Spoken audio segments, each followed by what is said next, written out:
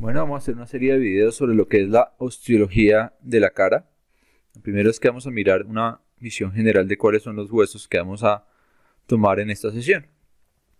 Vamos a tener una serie de huesos pares, que es con el hueso cigomático, también conocido como el hueso malar, los huesos nasales, los huesos lacrimales, los huesos palatinos, los cornetes inferiores y el maxilar superior. Como huesos impares vamos a tener al vómer y a la mandíbula, que se considera también uno de los huesos impares. Entonces vamos a ir mirando algunas características. Primero lo vamos a ver aquí in situ y vamos a distinguir cada uno de esos huesos que hemos nombrado, ya separándolos un poco de los del cráneo. Entonces vamos a nombrar acá los que alcanzamos a ver. Alcanzamos a ver el hueso frontal, alcanzamos a ver allá al fondo de verde el hueso estenoides. Aquí de naranja se alcanza a ver una porción del hueso lacrimal, allá al fondo de amarillo y en esta parte central, parte de lo que es el hueso etmoides. Aquí en toda esta parte grisácea, vamos a ver lo que es el maxilar superior. En este color como naranja vemos el cigomático o malar. Allá al fondo vemos el hueso temporal. ¿Sí? Aquí en esta parte perpendicular alcanzamos a ver parte de lo que es el vómer. En esta porción vemos lo que es la mandíbula o maxilar inferior. Y alcanzamos a distinguir aquí este huesito pequeño que es el cornete inferior. Cornete inferior. Ese cornete inferior es un hueso independiente, a diferencia de los otros cornetes, el superior y el medio, que son huesos dependientes del etmoides. Y finalmente aquí los huesos nasales o propios de la nariz, que también los vemos en esta porción. Entonces, como ya hemos hablado, también notamos que la órbita está formada por varios huesos y le iremos a ver en la siguiente sesión. Por ahora entonces, vamos a ver en esta visión lateral nuevamente el hueso cigomático, al hueso maxilar superior, al hueso mandíbula, a la maxilar inferior. Aquí vemos el hueso temporal, vemos parte de lo que es el hueso esfenoides, vemos nuevamente el hueso frontal, vemos el hueso parietal, vemos el hueso occipital, vemos aquí, aparte de lo que es el hueso lacrimal, un pedacito muy pequeño ya del etmoides, los huesos nasales o propios de la nariz, y básicamente esos son los que alcanzamos a ver en esta visión, en esta vista lateral de lo que es el cráneo. Muy bien. Entonces vamos a empezar a ver hueso por hueso y vamos a mirar sus características más importantes, que son aquellas que ustedes deben recordar e identificar en sus prácticas y en su vida real. Entonces, comenzamos viendo lo que es la cara lateral de este hueso, que es el hueso maxilar superior o simplemente muchas veces llamado el hueso maxilar. Vemos que tiene una gran saliente, que es lo primero que le llama a uno la atención, que lo vamos a llamar la apófisis piramidal. En la vida real esa apófisis piramidal está articulada con el hueso cigomático. Por eso en la vida real no la vamos a ver así como la estamos viendo acá en la imagen, sino que la vamos a ver articulada con el hueso cigomático. Pero ya sabemos entonces que esa apófisis, esa saliente, pues va a ser la articulación que mantiene con ese hueso cigomático. Él va a tener una porción, ¿sí? Esta porción que estamos viendo acá, que va a pertenecer a la órbita y la vamos a llamar la porción orbitaria del hueso maxilar. Va a tener una saliente bien grande, que se va a ir a articular con el hueso frontal, que es toda esta saliente, toda esta apófisis que están viendo acá, que llamamos así, la llamamos apófisis frontal o ascendente del hueso maxilar, simplemente porque se va a articular allá arriba con el hueso lacrimal. En este espacio, donde estarían las fosas nasales, nos queda un espacio que se llama la fosa piriforme, por la forma que adquiere cuando se unen las dos fosas nasales. Se llama la fosa piriforme. Y podemos ver aquí todo lo que son los procesos alveolares, donde van a insertarse los dientes. Entonces ahí los vamos a ver, todos esos procesos alveolares. Y notamos acá un pequeño agujero. Este agujero que está acá se llama el agujero infraorbitario. Les voy a poner el agujero infraorbitario.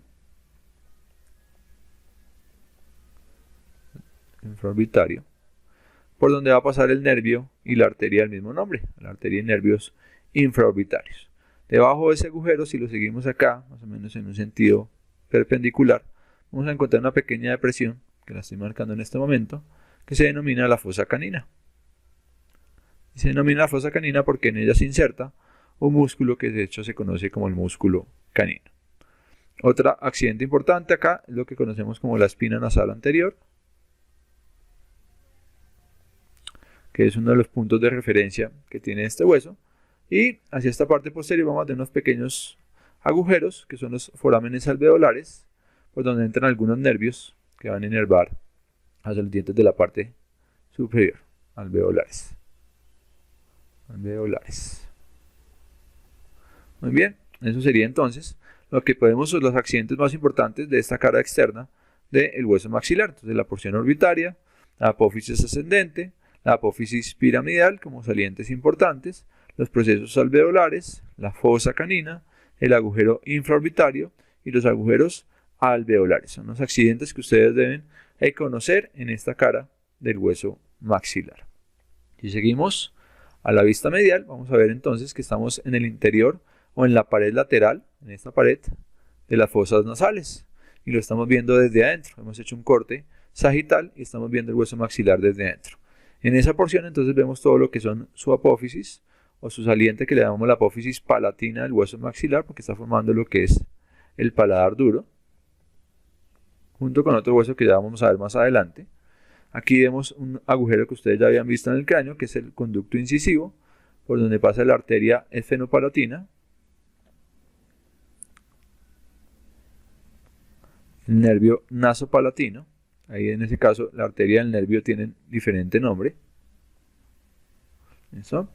Y tenemos acá la misma apófisis ascendente que ya hemos visto, la apófisis frontal, pero vemos que tiene dos partes importantes, que son unas crestas, que son unas cresticas muy pequeñas, donde se van a insertar los cornetes inferiores y superiores. Esta cresta se llama la cresta turbinal inferior. Entonces acá vamos a poner la cresta turbinal inferior, pero la vamos a ver solamente cuando no tenemos articulado el hueso. Y acá tenemos una cresta que llamamos la cresta turbinal superior. ¿Listo?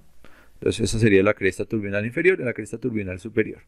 Aquí entonces vemos ese orificio, ese gran espacio, que sabemos que es uno de los huesos neumáticos, que está ocupado o se conoce como el seno maxilar,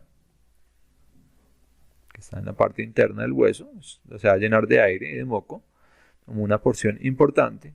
Y entonces esos serían los accidentes bien específicos. Bueno, nuevamente aquí alcanzamos a ver la espina nasal anterior, ¿sí?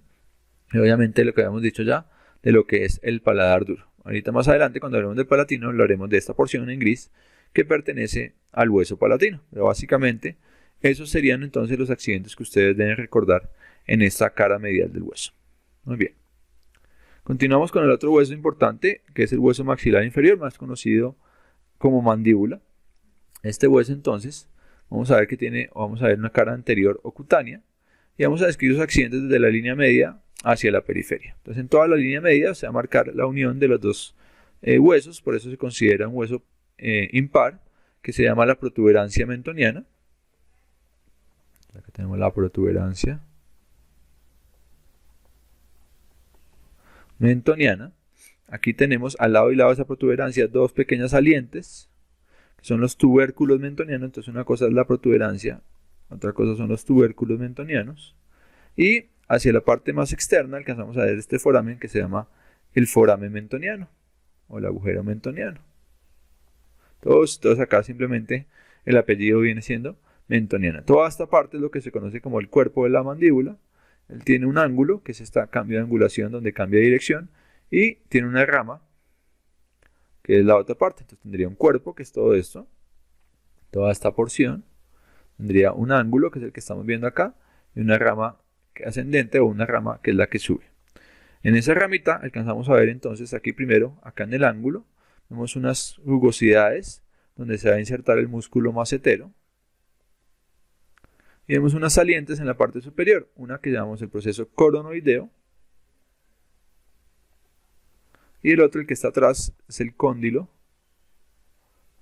de la mandíbula, el que se va a articular con el temporal para formar la articulación temporomandibular. Lo otro importante acá es que se marca una línea que seguiría más o menos en este contorno, esa línea que ustedes ven que surge desde este punto, y le llamamos la línea oblicua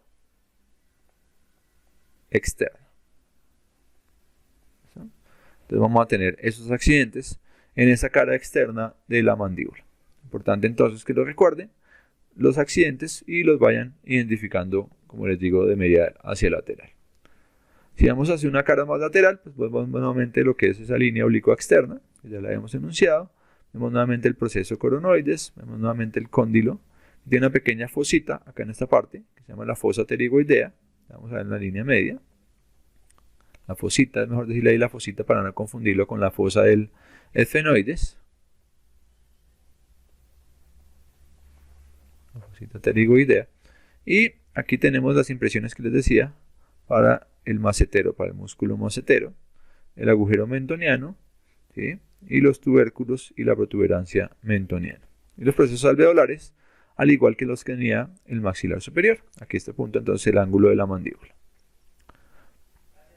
Ya en su cara interna entonces vamos a distinguir nuevamente igual los accidentes de medial hacia lateral. Aquí encontramos unas espinas, hay unas inferiores y unas superiores. Se llaman espinas geni, unas inferiores y aquí unas geni superiores. Las geni inferiores sirven para la inserción del músculo genioideo, las geni superiores sirven para la inserción del músculo geniogloso. Al lado y lado de estas apófisis geni hay una pequeña fosita, una presión muy marcada, que llamamos la fosita digástrica. Se llama fosita digástrica porque en ella se inserta el vientre anterior de un músculo que se llama el digástrico. Si ustedes recuerdan, en el cráneo hay una ranura que se llama la ranura digástrica donde se insertaba el vientre posterior. Aquí hay un punto de referencia muy importante, que es esto que estamos viendo acá, esta línea, que la pueden llamar de dos nombres, se llama la línea oblicua interna, o también la pueden llamar, como la ven ahí, la línea milioidea. Pero esa línea milioidea nos sirve para identificar dos fosas. Una fosa que está acá, que es la fosa sublingual, y otra fosa que se ubica en esta porción, que es la fosa submandibular. Entonces, ambas son para que se alojen las glándulas del mismo nombre. En uno la glándula sublingual y en el otro la glándula submandibular, que también la encuentran en los libros como submaxilar. Y esta línea milioidea se llama así porque ahí en ella se inserta el músculo del mismo nombre, el músculo milioideo. Aquí tenemos un surco, que también se llama milioideo, pero que a diferencia de la otra no es una línea, sino es un surco. Entonces acá es un surco milioideo y por él lo que va a pasar es el nervio milioideo. Por él lo que va a pasar es el nervio milioideo, que es una rama de un nervio que viene discurriendo por acá. Entonces, este punto, ustedes ven acá hay conducto, se llama el conducto alveolar inferior. Algunos también lo llaman dentario inferior. Y es porque el nervio que pasa por ahí se llama alveolar inferior. Antes de entrar al conducto da una rama colateral que se llama el nervio milioideo. Esta saliente en forma de es cortante, cuando ustedes la toquen van a ver que es cortante, se llama la língula, pero también la van a encontrar en algunos libros como la espina de Spix. Ese nombre también se utiliza mucho y es un punto de referencia para anestesiar a ese nervio alveolar inferior. Aquí nuevamente tenemos el proceso coronoideo y tenemos el cóndilo de la mandíbula con esta escotadura que se llama la escotadura mandibular y la fosita pterigoidea, que ya hemos visto que está más o menos en este punto, que sirve para la inserción del músculo pterigoideo lateral. Aquí hay otras rugosidades en la parte interna del ángulo que sirven para la inserción del músculo pterigoideo peromedial. Es como para que vayamos revisando esa parte de la musculatura de las inserciones y los accidentes que ustedes alcanzan a ver en esta cara interna de la mandíbula.